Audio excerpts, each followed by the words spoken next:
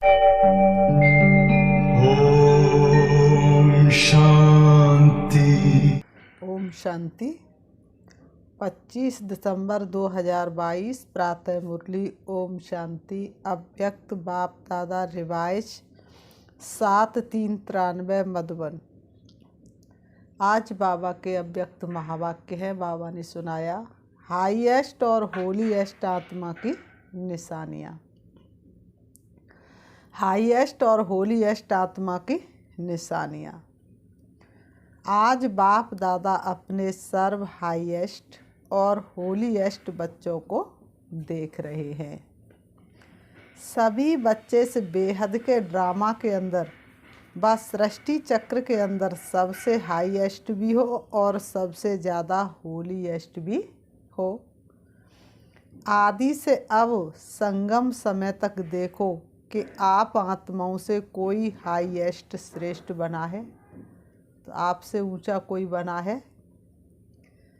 जितना आप श्रेष्ठ स्थिति को, श्रेष्ठ पद को प्राप्त करते हो, इतना और कोई भी आत्माएं, चाहे धर्म पिताएँ हैं, चाहे महान आत्माएं हैं, कोई भी इतना श्रेष्ठ नहीं रहे, क्योंकि आप ऊंचे ते ऊंचे भगवान द्वारा डायरेक्ट पालना, पढ़ाई और श्रेष्ठ जीवन की श्रीमत लेने वाली आत्माएं हो। बाबा ने कहा, जानते हो ना अपने को। बाबा कहते, बच्चों जानते हो ना अपने को। अपने अनादि काल को देखो। अनादि काल में भी परम धाम में बाप के समीप रहने वाली हो। अनादि काल में भी कहाँ रहने वाले हो? बाप के बिल्कुल समीप रहने वाले हो। अपना स्थान याद है ना? सबसे पहले शिव बाबा और उनके ही बिल्कुल करीब अष्टरतन। तो बाबा ने कहा, याद है ना अपना स्थान। तो अनादि काल में भी हाईएस्ट हो, समीप सात हो, और आदि काल में भी सृष्टि चक्र के सतयुग काल में देव पद प्राप्त करने वाली आत्माएं हो। देव आत्माओं का समय आदि काल में भी सर्वश्रेष्ठ है और साकार मनुष्य जीवन में सर्व प्राप्ति संपन्न श्रेष्ठ हो। सृष्टि चक्र के अंदर ये देव पद अर्थात देवता जीवन ही ऐसी जीवन है जहाँ तन मन धन जन चारों ही प्रकार की सर्व प्राप्तियाँ प्राप्त हैं। अपनी दैवी जीवन याद है ना? पहुँच गए बाबा ने कहा सतयुग में। अपना देवताई जीवन याद है ना? आप कितने संपन्न थे। बाबा ने कहा कि भूल गए हो? देवताई जीवन याद है या भूल गए हो? अनादि काल भी याद आ गया। बाबा ने कहा अनादि काल भी याद आ गया, तो आदि काल भी याद आ गया। आदि काल भी याद आ गया। अच्छी तरह से याद करो।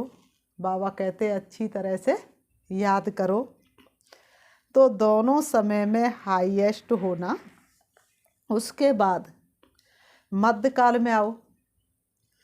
तो द्वापर में आप आत्माओं के जड़ चित्र बनते हैं, अर्थात पूज्य आत्माएं बनते हैं। पूज्य में भी देखो सबसे विधि पूर्वक पूजा देव आत्माओं की होती है। सबसे ज़्यादा विधि पूर्वक पूजा किसकी होती है? देवताओं की। देवताओं की जैसी विधि पूर्वक पूजा होती वैसी और किसी की नहीं होती। आप सबके मंदिर बने हैं, डबल विदेशियों के मंदिर बने हुए हैं कि सिर्फ भारतवासियों के बनते हैं? बने हुए हैं ना। जैसे देव आत्माओं की पूजा होती है, ऐसे और किसी आत्माओं की पूजा नहीं होती। कोई महात्मा वगैरह को मंदिर में बिठा भी देते हैं, लेकिन ऐसे भावना और विधि पूर्वक हर कर्म की पूजा हो, ऐसी पूजा नहीं होती। महात्मा को मंदिर में बिठा देंगे, गद्दी पर बिठा देंगे, लेकिन देवताओं की जैसी विधि पूर्वक पूजा होती, ऐसी साधु महात्माओं की विधि पूर्वक पूजा नहीं होती। तो मध्य काल में भी पूज्य रूप में श्रेष्ठ हो, हाईएस्ट हो। अब अंत में आओ, अब संगम युग पर भी ऊंचे ते ऊंचे ब्राह्मण आत्माएं, ब्राह्मण सो फरिश्ता आत्माएं बनते हो। तो अनादि आदि मध्य और अंत हाईएस्ट हो गए ना। तो बाबा पूछ रहे हैं इतना नशा। बाबा कहते हैं कि अनादि से लेके अंत तक आप इतने ऊंचे से ऊंचे हो, तो है इतना नशा। रूहानी नशा है ना, अभिमान नहीं लेकिन स्वमान है। स्वमान का नशा है, स्व अर्थात आत्मा का, श्रेष्ठ आत्मा का रूहानी नशा है। तो सारे चक्र में हाईएस्ट भी हो और साथ साथ होली एस्ट भी हो। चाहे और आत्माएं भी होली अर्थात पवित्र बनती हैं, लेकिन आपकी वर्तमान समय की पवित्रता और फिर देवता जीवन की पवित्रता सभी से श्रेष्ठ और न्यारी है। इस समय भी संपूर्ण पवित्र अर्थात होली बनते हो। संपूर्ण पवित्रता की परिभाषा बहुत श्रेष्ठ है। बाबा कहते संपूर्ण पवित्रता की परिभाषा बहुत श्रेष्ठ है और सहज भी है। संपूर्ण पवित्रता का अर्थ है ही स्वप्न मात्र भी अपवित्रता मन और बुद्धि को टच नहीं करे। सपने में भी पवित्रता खंडित नहीं होनी चाहिए। इसी को ही कहा जाता है सच्चे वैष्णव। चाहे अभी नंबरवार पुरुषार्थी हो, लेकिन पुरुषार्थ का लक्ष्य संपूर्ण पवित्रता का ही है और सहज पवित्रता को धारण करने वाली आत्माएं हो। सहज क्यों है? क्योंकि हिम्मत बच्चों की और मदद सर्वशक्तिवान बाप की। हिम्मत बच्चों की, मदद सर्वशक्तिवान बाप की। इसलिए मुश्किल व असंभव भी संभव हो गया है और नंबरवार हो रहा है। तो होली अर्थात पवित्रता की भी श्रेष्ठ स्थिति का अनुभव आप ब्राह्मण आत्माओं को है। सहज लगती है या मुश्किल लगती है? पवित्रता धारण करना सहज लगती है या मुश्किल लगती है? संपूर्ण पवित्रता मुश्किल है या सहज है? कभी मुश्किल कभी सहज। संपूर्ण बनना ही है। बाबा ने कहा संपूर्ण बनना ही है, ये लक्ष्य है ना। लक्ष्य तो हाईएस्ट है ना, कि लक्ष्य ही ढीला है कि कोई बात नहीं सब चलता है। बाबा ने कहा नहीं, ये तो नहीं सोचते हो थोड़ा बहुत तो होता ही है। ये तो नहीं सोचते, थोड़ा तो चलता ही है, चला लो। किसको क्या पता पड़ता है? कोई मनसा तो देखता ही नहीं है, कर्म में तो आते ही नहीं है, लेकिन मनसा के वाइब्रेशन भी छिप नहीं सकते। बाबा ने कहा मनसा के वाइब्रेशन भी छिप नहीं सकते। चलाने वाले को बाप दादा अच्छी तरह से जानते हैं। ऐसे आउट नहीं करते, नहीं तो नाम भी आउट कर सकते हैं, लेकिन अभी नहीं करते। चलाने वाले स्वयं ही चलते चलते चलाते चलाते क्या होंगे? त्रेता तक पहुंच जाएंगे। लेकिन लक्ष्य सभी का संपूर्ण पवित्रता का ही है ना।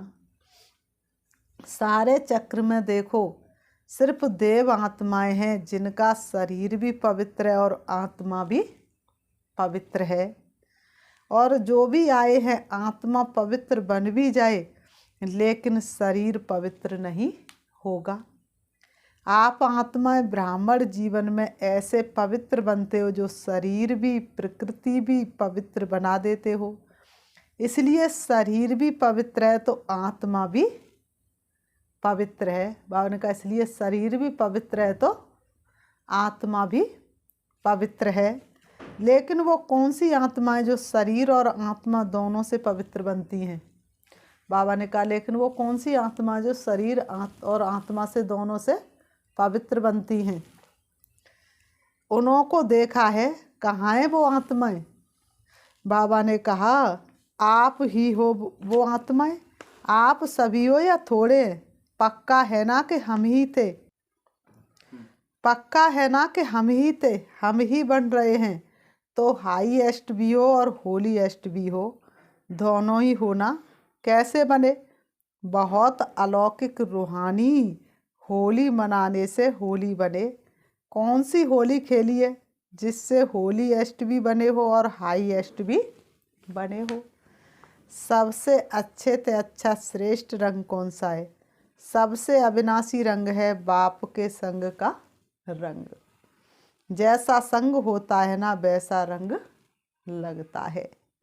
आपको किसका रंग लगा? बाप का ना। बाबा कह रहे आपको किसका रंग लगा? बाप का रंग लगा है ना। प्रभु तेरे रंग में हम रंग गए ऐसे। तो बाप के संग का रंग जितना पक्का लगता है उतना ही होली बन जाते हो, संपूर्ण पवित्र बन जाते हो। संग का रंग तो सहज है ना। संग में रहो रंग आप ही लग जाएगा। बाबा ने कहा संग में रहो तो रंग आप ही लग जाएगा। मेहनत करने की भी आवश्यकता नहीं। संग में रहना आता है कि डबल विदेशियों को अकेला रहना, अकेलापन महसूस करना जल्दी आता है। कभी कभी कंप्लेन आती है ना कि मैं अपने को अकेला महसूस करती हूँ। क्यों अकेले रहते हो? क्यों अकेलापन महसूस करते हो? आदत है इसलिए। ब्राह्मण आत्मा एक सेकंड भी अकेले नहीं रह सकती। मेरे संग संग चलते बाबा, मेरे संग संग चलते बाबा। बाबा ने कहा ब्राह्मण आत्मा एक सेकंड भी अकेले नहीं हो सकती। हो सकती है? बाबा पूछ रहे हो सकती है? नहीं, होना नहीं है लेकिन हो जाते हो। बाप दादा ने स्वयं अपना साथी बनाया, फिर अकेले कैसे हो सकते हो? कई बच्चे कहते हैं कि बाप को साथी तो बनाया है लेकिन सदा साथ नहीं रहती। क्यों? कंपेनियन बनाया है। इसमें तो ठीक है। सभी से पूछेंगे आपका साथी कौन है तो बाबा ही कहेंगे ना। सभी से पूछेंगे कि आपका साथी कौन है तो सभी क्या कहेंगे? बाबा ही कहेंगे ना।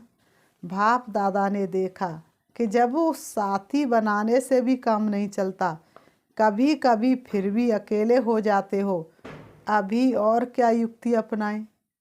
कंपेनियन बनाया है लेकिन कमांड नहीं बने हो। कमांड स्वरूप कभी अलग नहीं होता। कंपेनियन से कभी कभी फ्रेंडली झगड़ा भी हो जाता है तो अलग हो जाते हैं। कभी कभी कोई ऐसी बात हो जाती है ना तो बाप से अकेले बन जाते हो। तो कंपेनियन तो बनाया है लेकिन कंपेनियन को कमांड रूप में अनुभव करो। अलग हो ही नहीं सकते। किसकी ताकत नहीं जो मुझ कमांड रूप को अलग कर सके। इसलिए भक्ति मार्ग में क्या दिखाते हैं? आधा शरीर शंकर का और आधा शरीर पार्वती का। ये किसका गायन है? इस समय हम बच्चों का ही गायन है। ऐसा अनुभव बार बार स्मृति में लाते लाते स्मृति स्वरूप बन जाओ। बार बार चेक करो कि कमांड हूँ, किनारा तो नहीं कर लिया। जितना कमांड रूप का अनुभव बढ़ाते जाएंगे उतना ब्राह्मण जीवन बहुत प्यारी मनोरंजक जीवन अनुभव होगी। तो ऐसी होली मनाने आए हो ना कि सिर्फ रंग की होली मनाकर कहेंगे कि होली हो गई? बाबा पूछ रहे ऐसी होली मनाने आए हो या रंग की होली मना के कहेंगे होली हो गई? सदैव याद रखो संग के रंग की होली से होलीएस्ट और हाईएस्ट सहज बनना है। बाबा ने कहा मुश्किल नहीं सहज।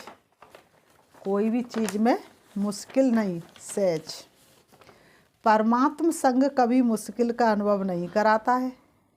बाप दादा को भी बच्चों का मेहनत या मुश्किल अनुभव करना अच्छा नहीं लगता। मास्टर सर्वशक्तिवान व सर्वशक्तिवान के कमांड रूप, और फिर मुश्किल कैसे हो सकती? जरूर कोई अलबेलापन व आलस्य व पुरानी पास्ट लाइफ के संस्कार इमर्ज होते हैं, तब मुश्किल अनुभव होता है। जब मर्जीबा बन गए तो पुराने संस्कार की भी मृत्यु हो गई ना। बाबा कह रहे जब मर्जीवा बन गए तो पुराने संस्कार की भी मृत्यु हो गई ना। पुराने संस्कार इमर्ज हो नहीं सकते, बिल्कुल भूल जाओ ये पुराने जन्म के हैं, ब्राह्मण जन्म के नहीं है। जब पुराना जन्म समाप्त हुआ, नया जन्म धारण किया तो नया जन्म नए संस्कार। जब पुराना जन्म खत्म ही हो गया, नया जीवन हो गया तो सारे संस्कार भी नए होने चाहिए। बाबा ने कहा अगर माया पुराने संस्कार इमर्ज कराती भी है तो सोचो, अगर कोई दूसरे की चीज़ आपको आकर के देवे तो आप क्या करेंगे? अगर कोई दूसरे की चीज़ आपको आकर देवे तो आप क्या करेंगे? रख देंगे, स्वीकार करेंगे, सोचेंगे ना कि ये हमारी चीज़ नहीं है, ये दूसरे की चीज़ मैं कैसे ले सकता हूँ। अगर माया पुराने जन्म के संस्कार इमर्ज करने के रूप में आती भी है तो आपकी चीज़ तो आई नहीं, सोचो ये मेरी चीज़ नहीं है। बाबा कहते सोचो ये मेरी चीज़ नहीं है। पराई चीज़ को कोई प्यार करता है क्या? पराई चीज़ को संकल्प में भी अपना नहीं मान सकते हो। मान सकते हैं? बाबा पूछ रहे मान सकते हैं? सोचो पराई चीज़ जरूर धोखा देगी, दुख देगी। सोच करके उसी सेकंड पराई चीज़ को छोड़ दो, फेंक दो, अर्थात बुद्धि से निकाल दो। पराई चीज़ को अपनी बुद्धि में रख नहीं लो, नहीं तो परेशान करती रहेगी, नहीं तो परेशान करती रहेगी। सदा ये सोचो कि ब्राह्मण जीवन में बाप ने क्या क्या दिया, लिस्ट निकालो। ब्राह्मण जीवन में बाप ने क्या क्या दिया। ब्राह्मण जीवन का अर्थात मेरा निजी स्वभाव, संस्कार, वृत्ति, दृष्टि, स्मृति क्या है? ये निजी है, वो पराई है। पराया माल अच्छा लगता है कि अपना माल अच्छा लगता है? बाबा पूछ रहे पराया माल अच्छा लगता है या अपना माल अच्छा लगता है? ये रावण का माल है और ये बाप का माल है। ये रावण का माल है और ये बाप का माल है। कौन सा अच्छा लगता है? कभी भी गलती से भी संकल्प में भी नहीं लाओ क्या करें, मेरा स्वभाव ऐसा है, मेरा संस्कार ऐसा है, क्या करें? संस्कार को मिटाना बहुत मुश्किल है। आपका है ही नहीं, मेरा क्यों कहते हो? बाबा ने कहा ये जन्म कौन सा है? मर्जीवा जन्म। सीख कर दुनिया से मरना, नाम दिल पर लिख लिया तो आपका है ही नहीं, मेरा है ही नहीं। रावण की चीज़ को मेरा कहते हो, मेरा बनाते हो ना, तभी वो संस्कार भी समझते हैं कि इसने अपना तो बना लिया तो अब अच्छी तरह से खातिरी करो। निजी संस्कार, निजी स्वभाव इमर्ज करो तो वह स्वतः ही मर्ज हो जाएंगे। समझा क्या करना है? बाबा कह रहे समझा क्या करना है?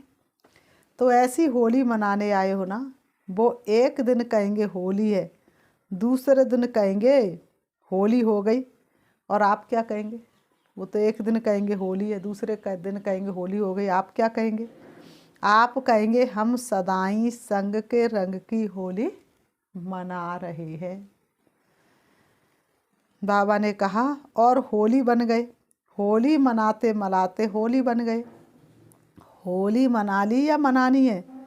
जब से ब्राह्मण बने हो तब से होली मना रहे हो, क्योंकि संगम युग का समय ही है सदा उत्सव का समय।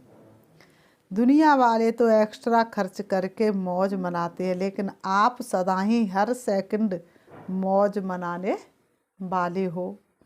हर सेकंड नाचते गाते रहते हो, सदा खुशी में नाचते हो, या जब कल्चर प्रोग्राम होता तभी नाचते हो?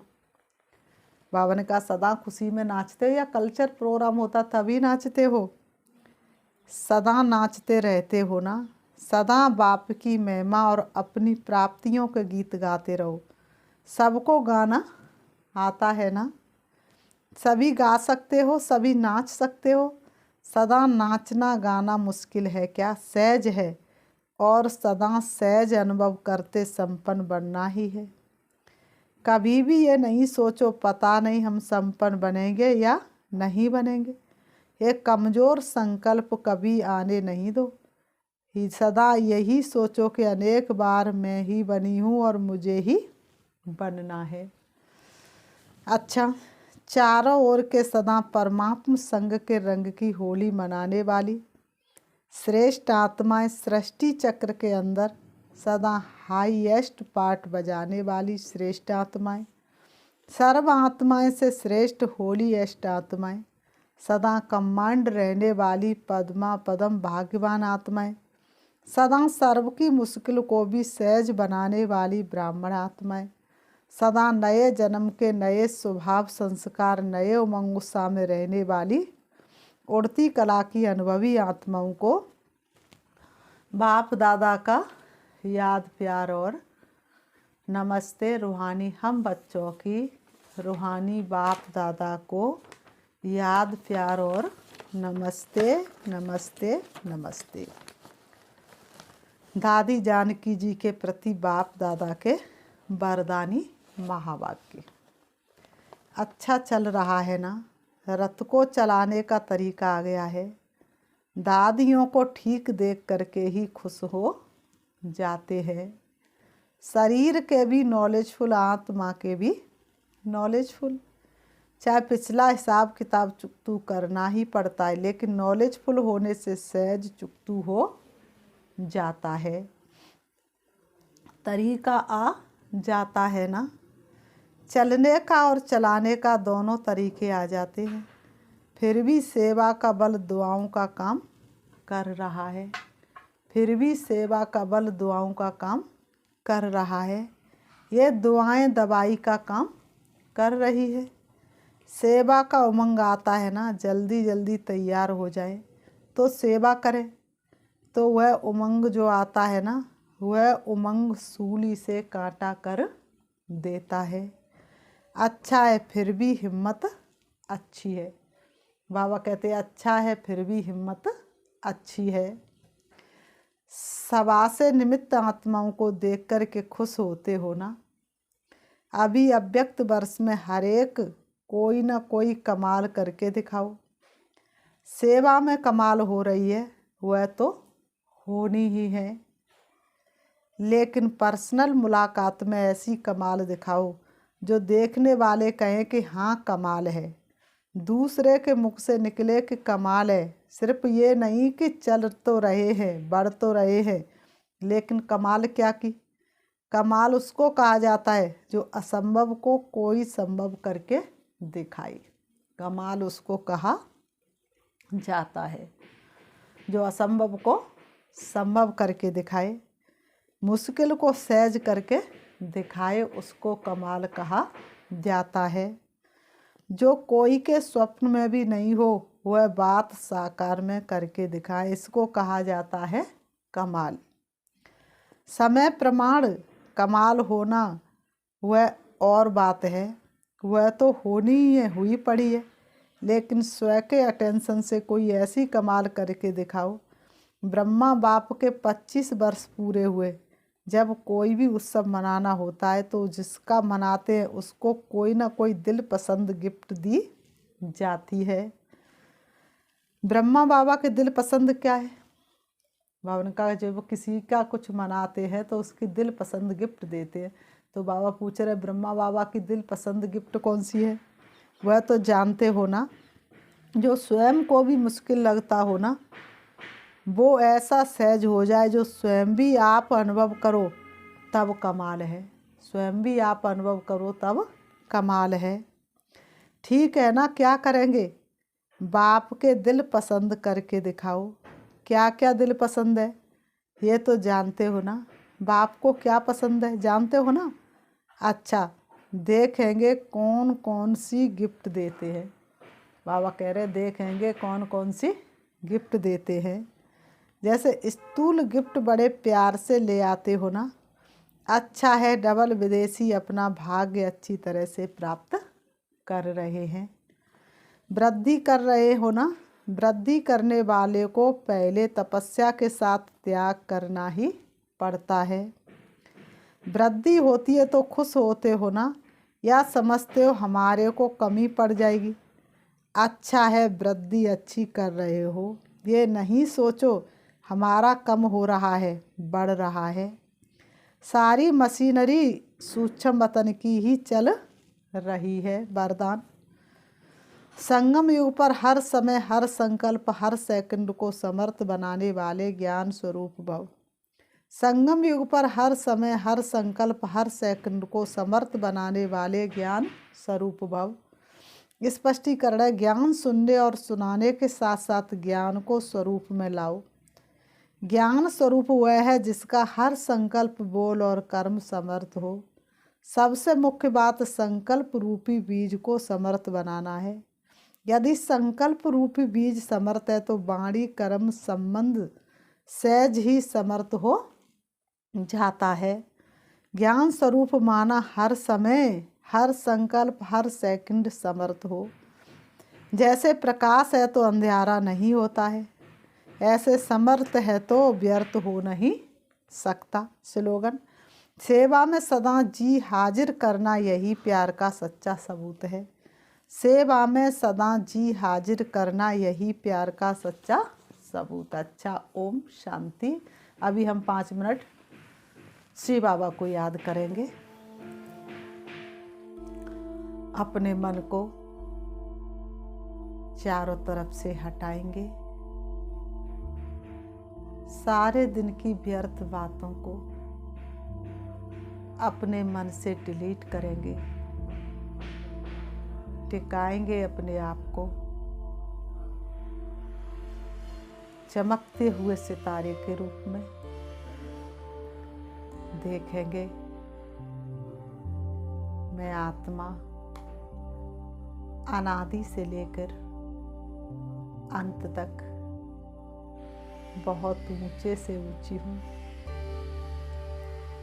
मेरा पाठ सारी दुनिया में सबसे श्रेष्ठ है।